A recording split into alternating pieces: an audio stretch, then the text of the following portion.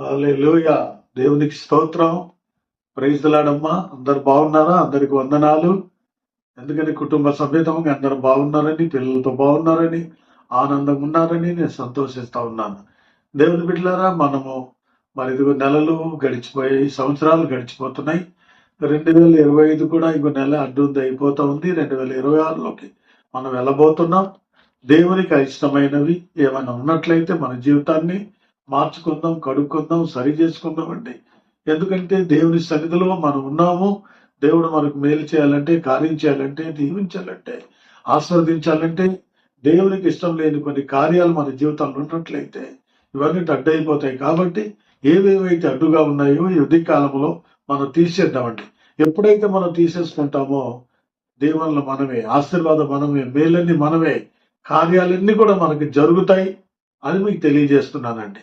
అపోస్తలుడు పౌలు గారి కొలొస్సే సంఘానికి ఒక మాట చెప్పాడండి. ఇది హెచ్చరిక అండి. ఎందుకంటే దేవుడు దీవించబడాలంటే, ఆస్వాదించబడాలంటే, నీ కోరిక నెరవేరాలంటే, నువ్వు అనుకున్నది జరగాలంటే, ఇంకా దీవించబడలేదా, ఆస్వాదించబడలేదా, చదువుకుని ఖాళీగా ఉన్నవా, ఉద్యోగం రాలేదా, వ్యాపారం చేయాలనుకుంటున్నావా, మరి ఇవన్నీ బాగుండాలి, దీవించబడాలి, ఆస్వాదించబడాలంటే ఇక్కడ కొన్ని విషయాలు బైబిల్లో చాలా క్లియర్ గా దేవుడు రాశాడండి. పరిశుద్ధాత్మ దేవుడు పౌలు గారి ద్వారా సంఘానికి హెచ్చరిక చేశాడు. ఆ హెచ్చరిక మాట మనం చూద్దామండి. కొలస్సీ పత్రిక 3:5 ఓ చక్కని మాట ఉందండి. చదువుతారు, వినండి. కావున కావున భూమి మీదనున్న మీ అవయవములను, చూడండి, భూమి మీద మనం బ్రతుకుతున్నాం. భూమి మీద ఉన్న మీ అవయములన్నీ అనగా జారత్వమును, అపవిత్రతను, కామతురతను, దురాశను, విగ్రహారాధన అయిన ధనాపేక్షను చంపివేయుడి. హల్లెలూయా. ఒక మాట విన్నారు మీకు? మన అవయవాలన్నీ కూడా పాడై ఉన్నాయని చెప్తున్నాడు దేవుడు. మన శరీరంలో ఏముందండి? దురాశ ఉంది, జారత్వం ఉంది, వ్యభిచారం ఉంది, పాపం ఉంది. ఇలాంటి రకరకాల దురాశ, అపవిత్రత, దేవునికి అయిష్టమైనవి జీవితంలో ఉన్నాయి.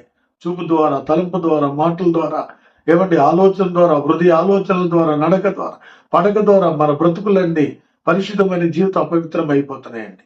ఈ అపవిత్రమైన జీవితాలు కలుషితం అయిపోతున్నాయి. కాబట్టి అండి, ఈ మాటలు విని, ఈ మాటలు చదివి మనం జాగ్రత్తగా ఉండాలండి.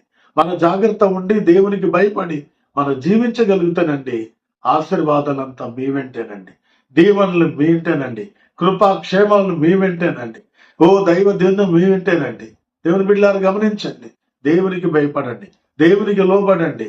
ఎందుకంటే దేవునికి అయిష్టమైనవి ఏమైనా ఉంటే తీసేయండి. తీసి మీ చూపులు మార్చుకోండి, తలంపులు మార్చుకోండి, పాప ఆలోచన, పాప తలంపులన్నీ కూడా మార్చుకోండి. ఇంకా హృదయంలో ఏమైనా కోపం, కక్ష, క్రోధం ఇలాంటి ఉన్న కూడా తీసేయండి. మనసుకి అపవిత్ర పరిచయం కొన్ని ఉన్నాయండి. ఈ అపవిత్ర కార్యాలన్నీ కూడా తీసేయాలంట.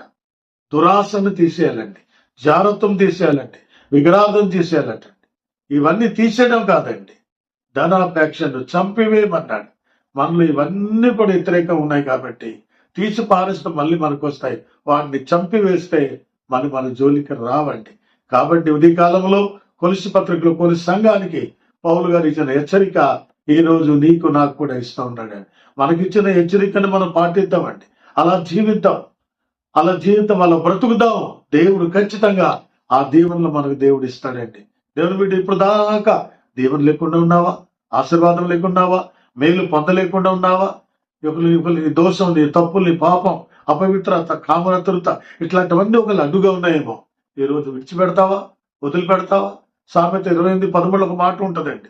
అతిక్రమములు దాచిపెట్టువాడు వరదలు, వాటి ఒప్పుకొని విడిచిపెట్టువాడు కనికరాన్ని పొందుతాడండి. ఈ కనికరం నీకు కావాలంటే, దీవెనలు కావాలంటే, ఈ ఆశీర్వాదాలు నీకు కావాలంటే, దేవుని బిడ్డ, చిన్న తప్పు, చిన్న పొరపాటు కూడా ఉండడానికి వీల్లేదు.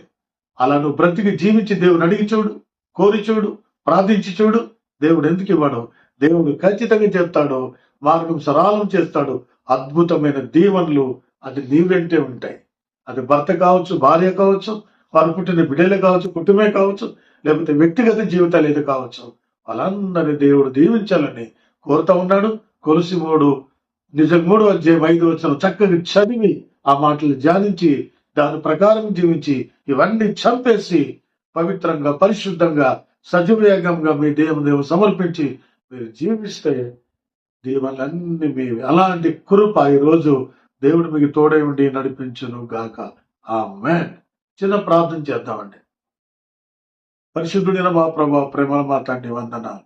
ఉదయకాలం చేసినట్టు ప్రభు నా తండ్రి ప్రార్థన మీరు వినండి నాయన, ఆలకించండి నాయన.